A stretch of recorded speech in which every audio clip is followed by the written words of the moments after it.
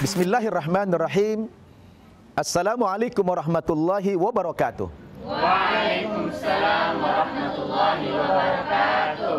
Alhamdulillah, wassalatu wassalamu ala Rasulillah wa ala alihi wa ashabihi wa mawalah. Amma ba'd. Saudara-saudaraku yang saya cintai karena Allah Subhanahu wa taala. Beberapa tahun belakangan ini banyak sekali saudara-saudara baru kita yang telah mendapatkan hidayah dari Allah Subhanahu wa taala memeluk agama Islam dari berbagai macam level usia. Ada yang masuk Islam dari usia remaja, ada yang sudah dewasa, bahkan tidak sedikit dari kalangan yang orang tua. Tentunya ini adalah hal yang menggembirakan kita semua. Dan kalau kita mendengarkan berita banyak orang berbondong-bondong masuk agama Islam, bagaimana sikap kita?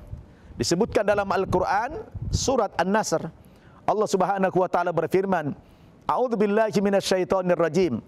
Idza jaa nasrullahi wal fath wa ra'aitan nasa yadkhuluna fi dinillahi afwaja fasabbih bihamdi rabbika wastaghfir innahu kana tawwaba. Artinya, apabila telah datang pertolongan dari Allah Subhanahu wa taala dan kamu lihat manusia berduyun-duyun, berbondong-bondong memeluk agama Islam ini, lalu kamu sebagai umat Islam, bagaimana sikap kamu menyambut saudara-saudara kamu yang baru ini? Kata Allah Subhanahu wa taala, fasabbih, bertasbih kamu dan mengucapkan subhanallah bihamdi rabbik, dan mengucapkan dengan memuji Allah Subhanahu wa taala seraya mengucapkan alhamdulillahirabbil alamin, karena telah banyak saudara-saudara baru kita yang bertambah memeluk agama Islam. Hal ini kita saksikan bukan saja di tanah air di Indonesia, tapi di berbagai negara, di barat, di Eropa, di Amerika, di berbagai macam negara.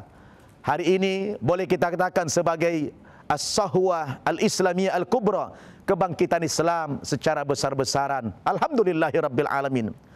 Namun di sisi lain, mereka saudara-saudara baru kita bukan berarti mereka baik-baik saja, tidak punya permasalahan. Sebagaimana umumnya yang kita ketahui, saudara-saudara baru kita ini setelah mereka masuk agama Islam tentu banyak mengalami kendala-kendala, baik yang bersifat materi maupun yang bersifat non-materi. Maka kita sebagai Ansor, sebagai umat Islam yang lebih dulu beriman kepada Allah Subhanahu wa taala, punya tanggung jawab, punya kewajiban bagaimana saudara-saudara baru kita ini tidak mengalami kendala-kendala setelah mereka masuk agama Islam. Oleh sebab itulah di dalam Al-Qur'an, di dalam surah At-Taubah ayat 60, ketika Allah Subhanahu wa taala memberikan penjelasan tentang kepada siapa zakat kaum muslimin itu disalurkan, Allah sebutkan di dalam ayat itu kepada 8 asnaf, 8 golongan, yang mana salah satunya adalah kepada para mu'allaf. Nah, selama ini saudara-saudara kita, alhamdulillah, ada yang sudah ditampung di pesantren seperti kita ini. Kita sudah ada pesantren mu'allaf An-Naba Center Indonesia, yang alhamdulillah kita sudah punya 5 cabang, dan ini adalah santri-santri kita para mu'allaf, dan mereka ini sekarang yang saya didik adalah orang-orang yang masih produktif, anak-anak usia yang produktif. Umur mereka masih belasan tahun, 20-an tahun, yang masing-masing mereka ini sedang mengenyam pendidikan di sekolah SMA dan ada yang sudah di perguruan tinggi.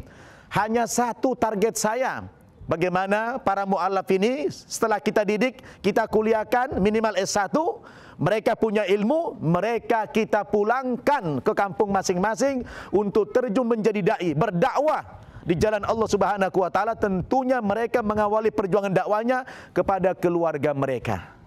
Maka oleh karena itulah saudara-saudara, bagaimana pendidikan para mu'allaf ini jangan sampai ada kendala-kendala. Tentu umumnya kendala kita adalah kendala pembiayaan, baik yang ada di pesantren kita maupun di luar sana. Maka alhamdulillah di bulan Desember tahun 2024 ini, persisnya tanggal 1 Desember, kita dari pesantren An-Naba Center Indonesia sedang meluncurkan satu program yang istimewa khusus kepada para mu'allaf, yaitu program pembiayaan mu'allaf, pendidikan mu'allaf, yang kami beri nama Infak Pendidikan Mu'allaf. yang nantinya dengan program ini seluruh persoalan pendidikan mu'alaf itu dapat kita atasi. Baik yang ada di pesantren kami maupun yang ada di luar sana, jangan sampai ada anak-anak mu'alaf putus sekolah, putus pendidikannya karena tidak ada biaya. Maka saya mengajak para ansor, saudara-saudara saya yang lebih dulu mendapatkan petunjuk dari Allah Subhanahu wa taala, lebih dulu beragama Islam ini, kita berkolaborasi. Saya dari sisi pendidikan, dari sisi pembinaan agama dan mental anak-anak ini, antum mendukung kita dari sisi yang lain, terutama dari aspek finansialnya. Maka hari ini, hari Ahad tanggal 1 Desember 2024, dengan mengucapkan Bismillahirrahmanirrahim, program infak pendidikan mu'alaf kami luncurkan dari kawasan pesantren mu'alaf An-Naba Center Indonesia di Tangerang Selatan. Mudah-mudahan dengan program ini, insya Allah segala persoalan pendidikan mu'alaf ini dapat kita atasi. Dan mudah-mudahan saudara kita para muhsinin berbondong-bondong kita untuk mendukung program ini.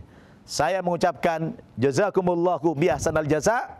Semoga apa yang kita niatkan untuk lillahi kalimatillah, meninggikan kalimat Allah Subhanahu wa taala, mendapatkan izin serta restu dari Allah Subhanahu wa taala. Amin ya rabbal alamin. Yang nantinya antum bisa mengikuti program ini dan laporan-laporan keuangannya kami akan laporkan secara rutin di di sosmed kami maupun juga di website kami nantinya insyaAllah. Demikian, saya adalah Al-Fakir Ustadz Nababan selaku pimpinan Pesantren Mu'alaf An-Naba Center Indonesia dan sekaligus inisiator program infak pendidikan mu'alaf. Mudah-mudahan Allah Subhanahu wa taala mengabulkan niat suci ini. Wassalamualaikum warahmatullahi wabarakatuh. Waalaikumsalam warahmatullahi wabarakatuh.